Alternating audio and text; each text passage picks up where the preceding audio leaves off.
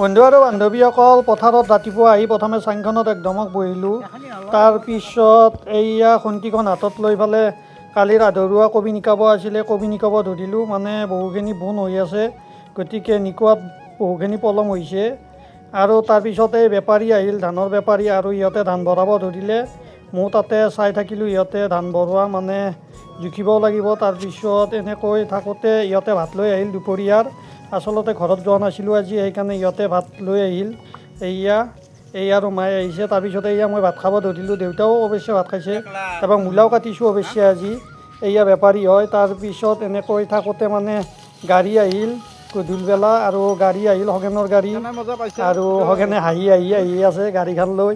তাৰপিছত এই ধান তুলিব ধৰিলোঁ, মানে একবাৰ আগতে নিছে আৰু একবাৰ মানে ভৰাই পেলাই এইয়া গাড়ীখনত ভৰাই আছে।